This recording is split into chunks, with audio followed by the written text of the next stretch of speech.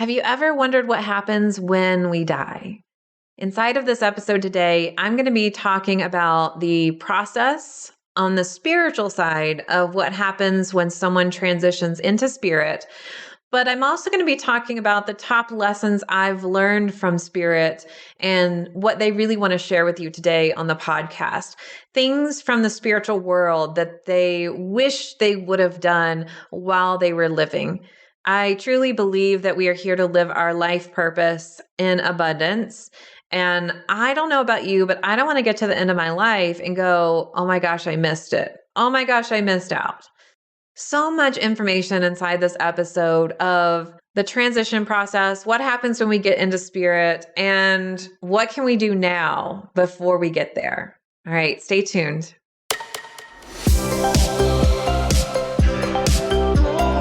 Welcome to Spiritual and Ambitious. I'm your host, Whitney McNeil. I'm a certified medium and spiritual teacher, and I help spiritual and ambitious souls just like you live your life purpose through your career and attract abundance by connecting into your intuition and spirit guides. Let's get spiritual and ambitious.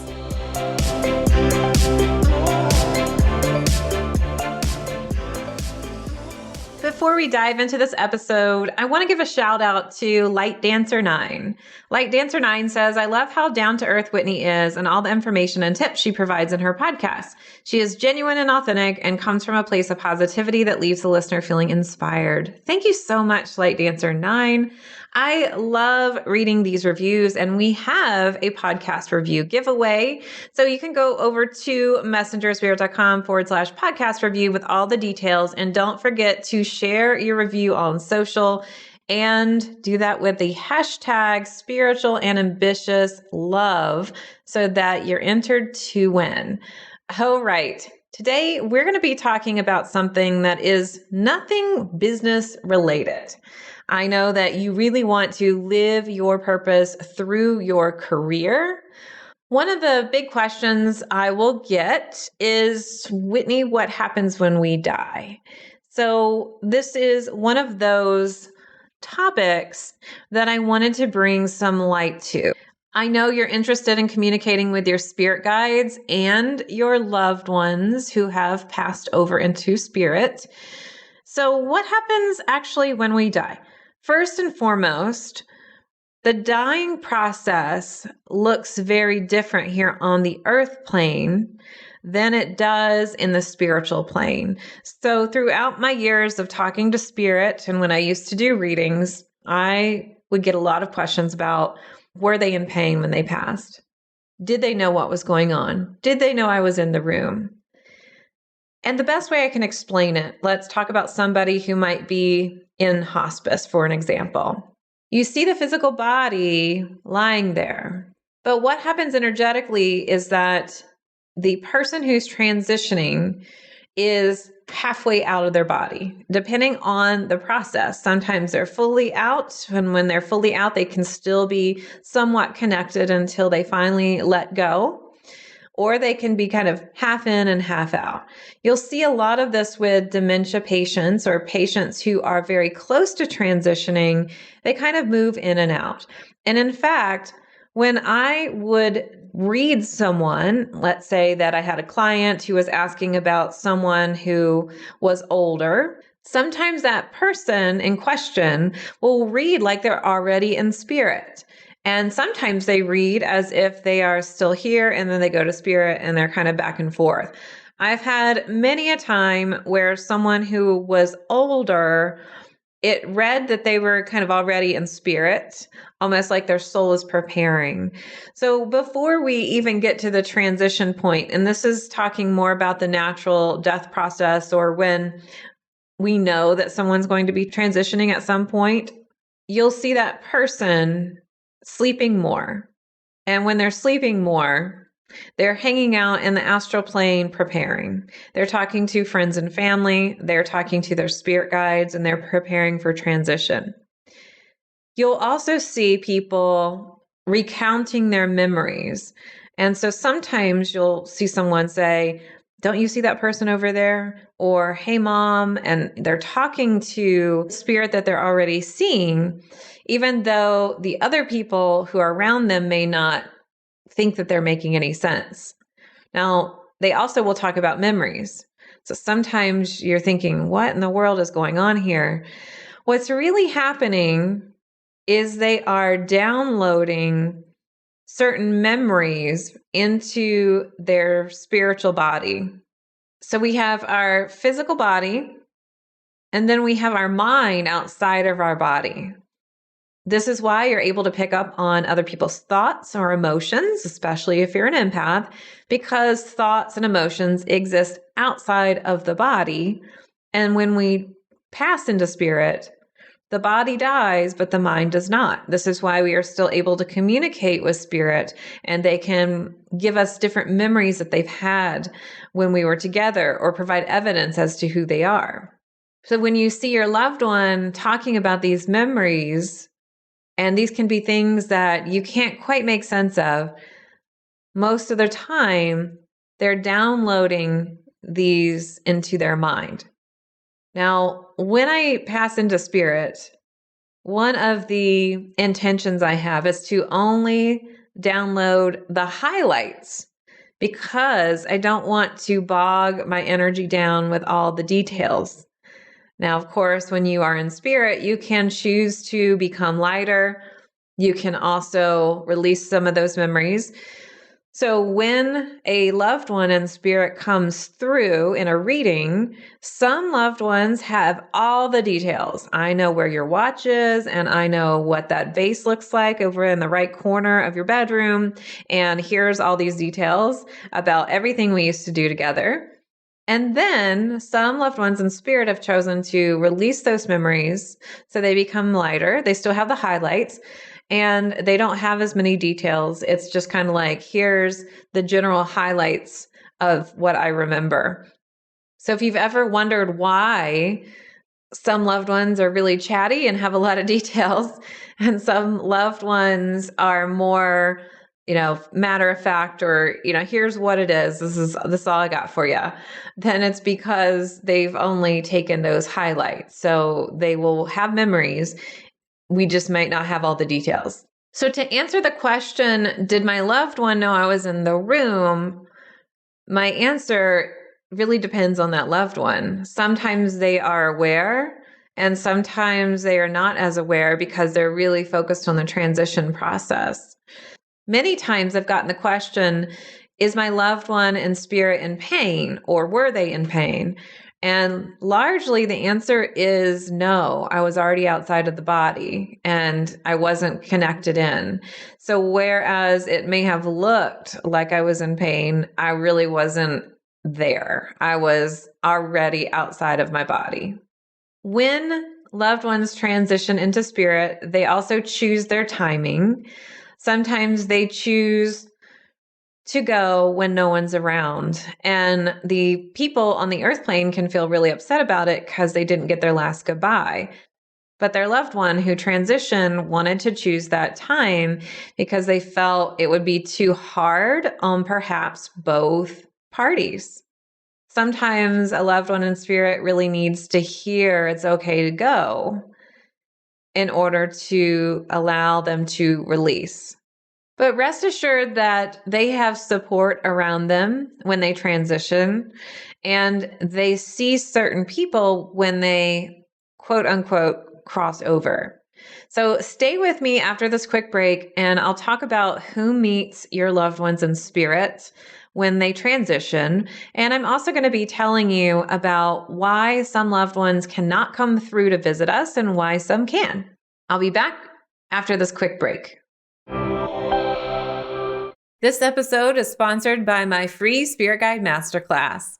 Inside, you'll learn the 5 C's of Spirit Guide communication, your role with your Spirit Guides, 2 proven effective strategies to stop second guessing yourself and your intuition, and the single most important step to understand your intuitive guidance, along with 4 ways to perceive your spiritual intuitive messages.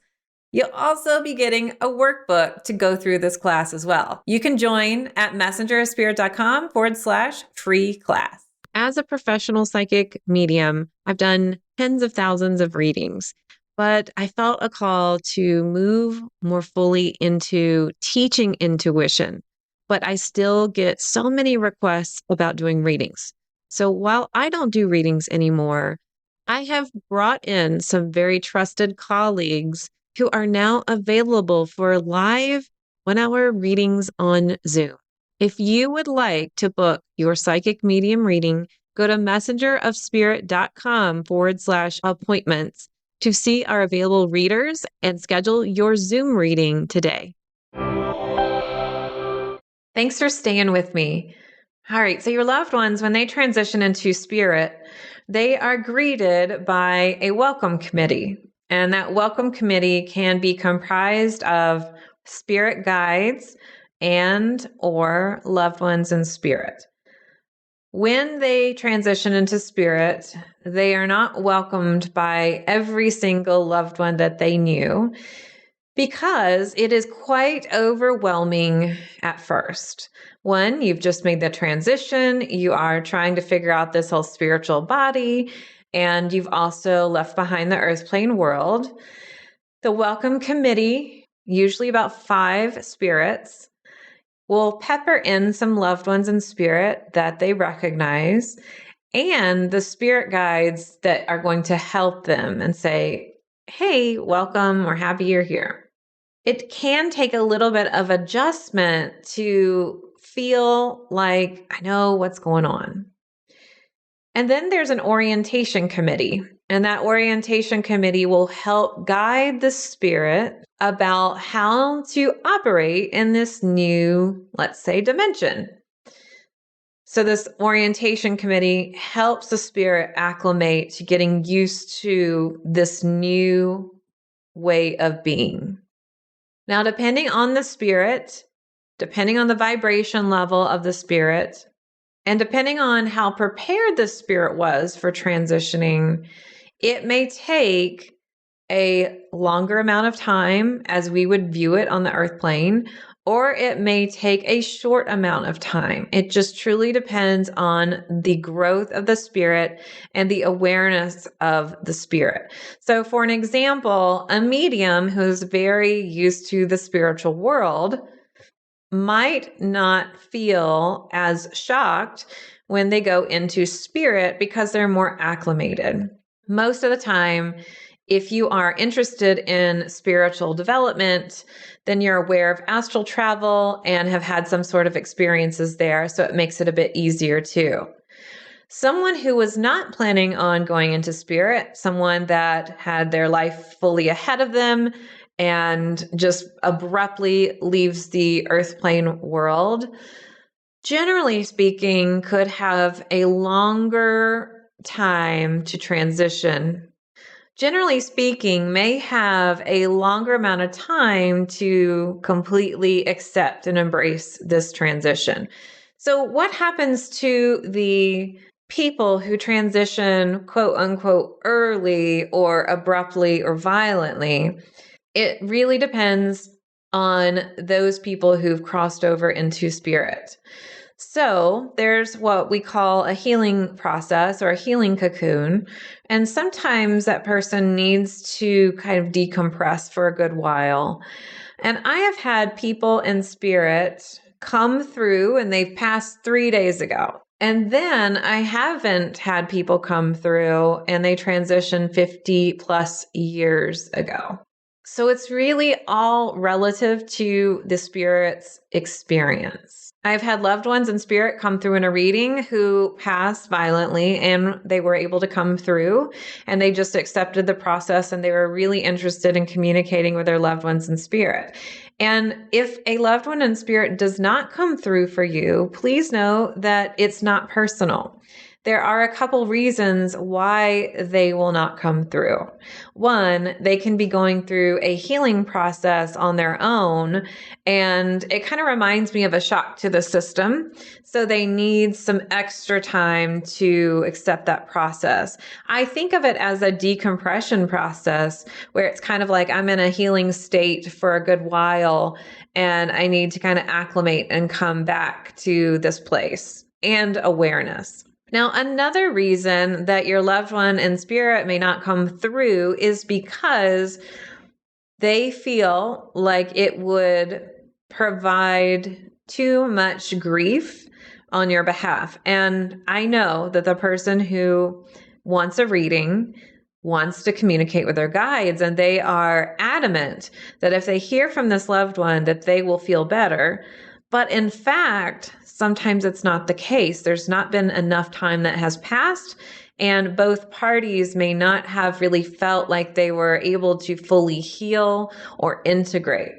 Even though you might want to connect your loved one in spirit, they may not be ready to come through because they're still healing, or they think that you still need to heal because it could open up a lot of wounds. Even though talking to spirit is a beautiful healing process, sometimes things are just too raw. Another reason why they may not come through is because you do hold a lot of grief and emotion around you, and it needs some time to dissipate for you to really receive what they're saying. So if you're in a real stage of grief and the loved one in spirit said, it was fine, this was my time, even though we didn't expect it, the person that's still living may reject that message and refuse to accept it. Now, another exciting reason that they're not able to come through is because your loved one in spirit is actually living their life over there and might be going through a training process. So when we're in spirit, we always continue to grow and to learn. And truly, on a spiritual level, our spiritual path, our spiritual purpose is to get higher and closer to that universal source and intelligence and love. So when we're in spirit, we can still learn and grow. This is why some spirits choose to be spirit guides. And spirit guides are not just haphazardly called spirit guides. They actually go through a training program. So if you could think about our earth plane, we have people that want to be counselors. We have people that want to be teachers. And in order to teach and in order to be a counselor, you have to learn. You have to have an education. You have to know what you're doing. In the spiritual world, our spirit guides are trained in those different capacities.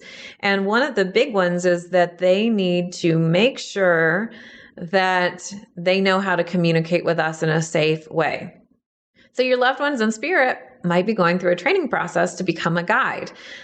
Another big question I get, are my loved ones in spirit my spirit guides? 99% of the time, the answer is no.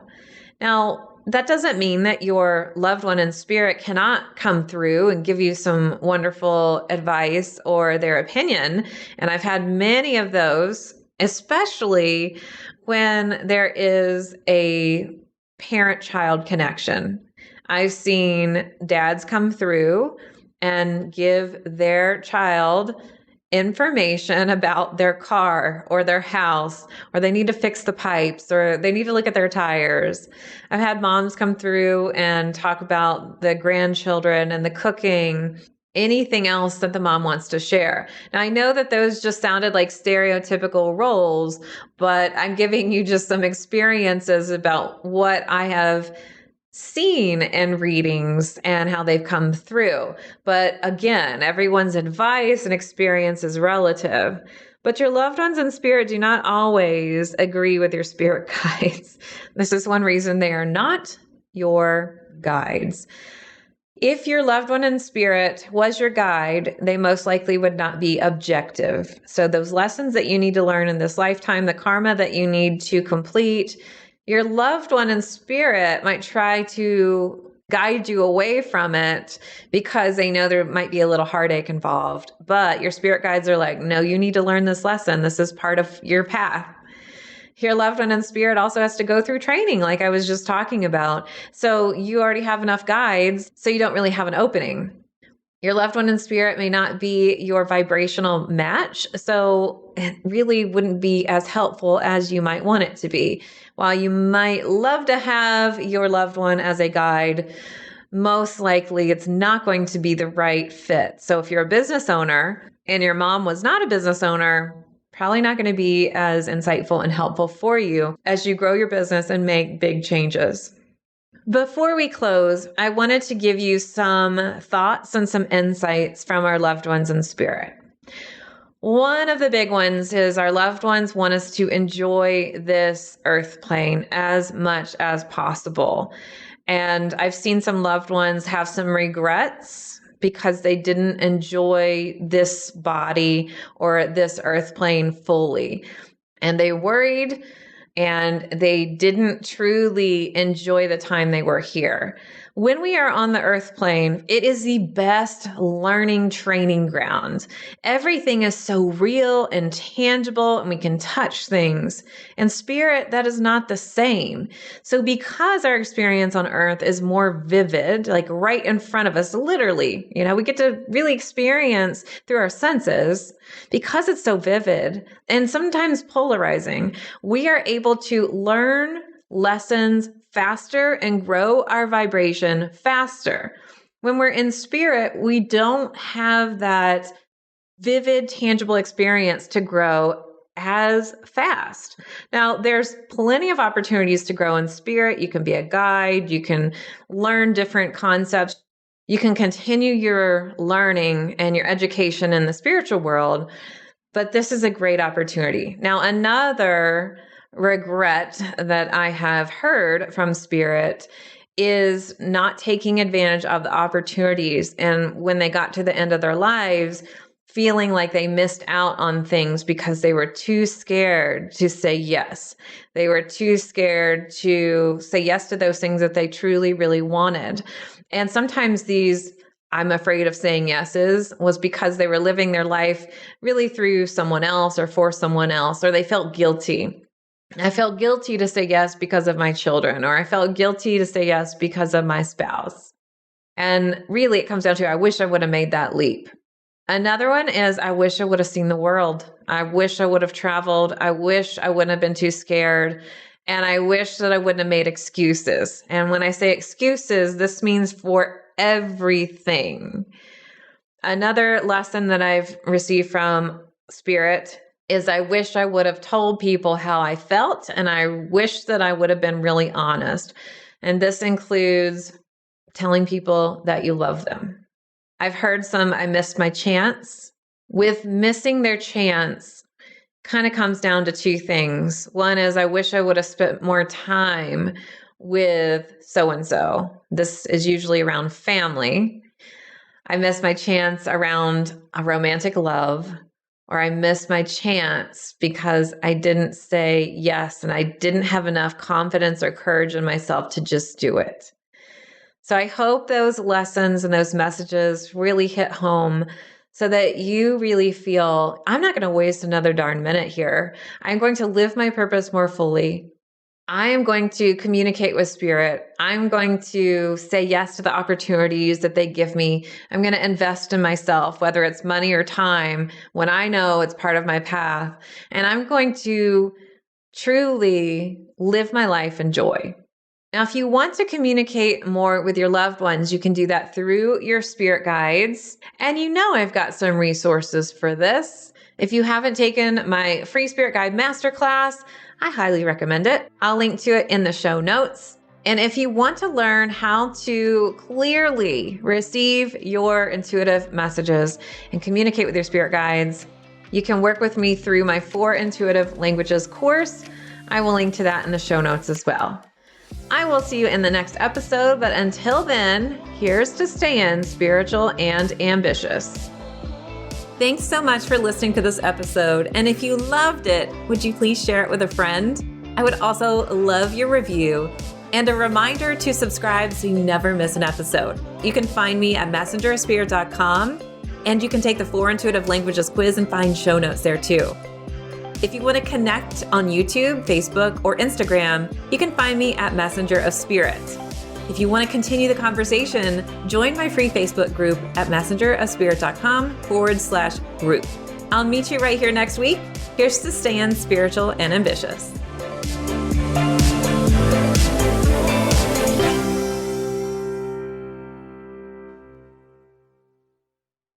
This podcast is part of the Sound Advice FM network. Sound Advice FM. Women's voices amplified.